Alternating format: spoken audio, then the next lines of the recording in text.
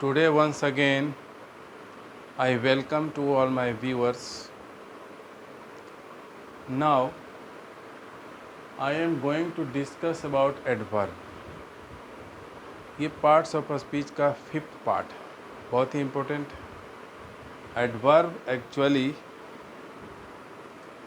दो शब्दों से मिलके बना है। एडवर्ब, ऐड का मतलब ऐड मतलब होता है जोड़ना या जोड़ना ही मुख्य रूप से।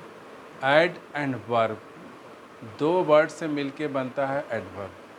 हिंदी में इसको बोलते हैं क्रिया विशेषण। इसका मतलब क्या है? इट मीन्स एडवर्ब क्रिया के बारे में कुछ न कुछ कहता है, लेकिन जब हम डिफ़ाइन करते हैं तो थोड़ा अलग ढंग से बोलते हैं। जैसे हमने यहाँ पे डिफ़ाइन किया है, it modifies the meaning of a verb. ये किसी भी क्रिया के मतलब को थोड़ा और बढ़ा के बोलता है, मॉडिफाई कर देता है, थोड़ा उसमें चेंज लाता है। लेकिन एडवर्ब का मामला इतने ही तक सीमित नहीं है। ऐसे ही तो हम उसको क्रिया विशेषण बोल देते हैं, वो 100% ट्रू नहीं है। एडवर्ब वर्ब के अलावा एडजेक्टिव और किसी दूसरे एडवर्ब के बारे में भी कुछ न कुछ कहता है, उसको मॉडिफाई करता है।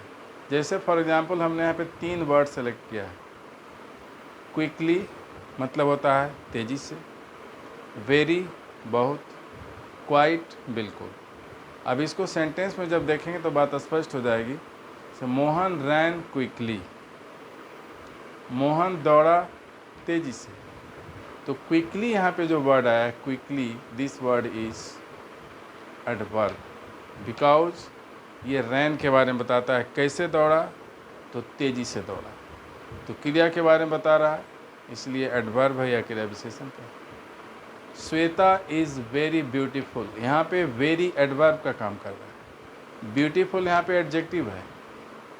कहने का मतलब Sita is beautiful, Sita beautiful है, but how much she is beautiful, कितनी सुंदर है वो, तो उसके लिए वर्ड आया वेरी। तो यहाँ एडजेक्टिव को मॉडिफाई कर रहा है, इसलिए वेरी यहाँ पे एडवर्ब है।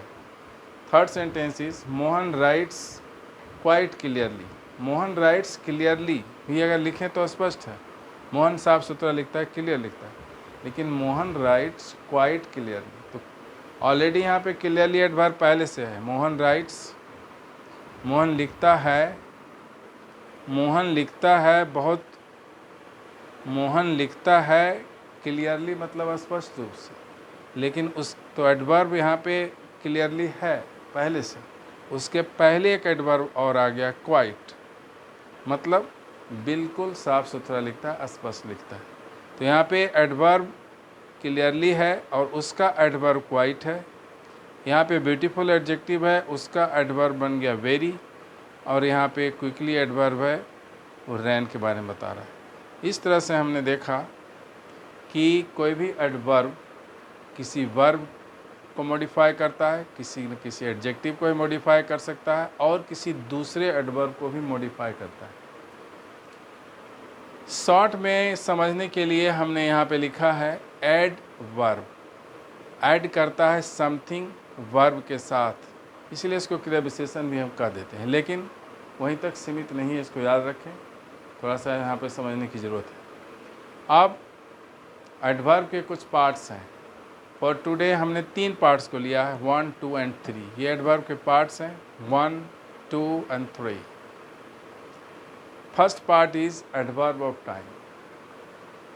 वर्ब से रिलेटेड है। एडवर्ब ऑफ टाइम का मतलब क्रिया जो भी घटित होगी, कोई भी इवेंट होगी, तो वो कब होगी। एडवर्ब ऑफ टाइम टाइमिंग से मतलब रखता है, क्रिया के होने के समय के बारे में बताता है। एडवर्ब ऑफ टाइम सिंपल है, टाइम से रिलेटेड एडवर्ब हुआ। We shall do this now, तो नाउ यहाँ पे एडवर्ब है। हम लोग करेंगे इसको अभी, तो समय के बारे में बताया, तो नाउ वहाँ पे एडवर्ब है। This is adverb of time. Second one is adverb of frequency. Frequency का मतलब होता है कितनी बार। फ्रीक्वेंटली हम बोलते हैं, जैसे वो मेरे यहाँ फ्रीक्वेंटली आते हैं, मतलब अक्सर आते ही रहते हैं। तो फ्रीक्वेंसी का मतलब है कितनी बार कोई भी क्रिया होगी, तो उसकी फ्रीक्वेंसी क्या है, कितनी बार होगी, इसके बारे में बताता है एडवर्ब ऑफ फ्रीक्वेंसी।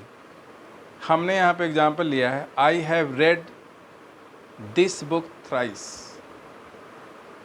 मतलब क्या हुआ, हमने पढ़ा है इस किताब को, थ्राइस मतलब होता है 3 बार, वंस एक बार, ट्वाइस 2 बार, थ्राइस 3 बार। उसके बाद अगर और आगे बढ़ते हैं तो 4 टाइम्स होता है, 5 टाइम्स होता है, उस तरह से चलता है।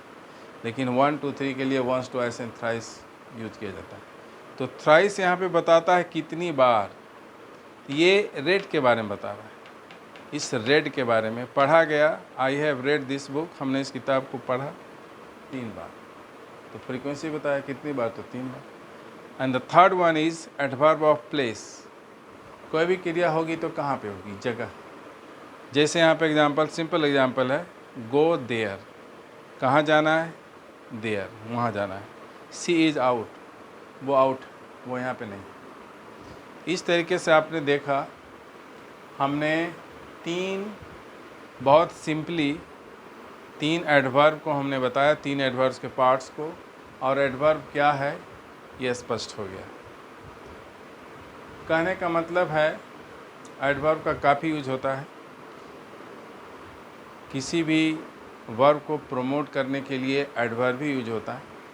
और एडवर्ब क्या है, थोड़ा सा डिफरेंस है, केवल उसको क्रिया विशेषण तक ही सीमित ना रखें, वो एडजेक्टिव और दूसरे एडवर्ब के बारे में बताता है। इस तरह से 3 पार्ट को हमने डिस्कस किया।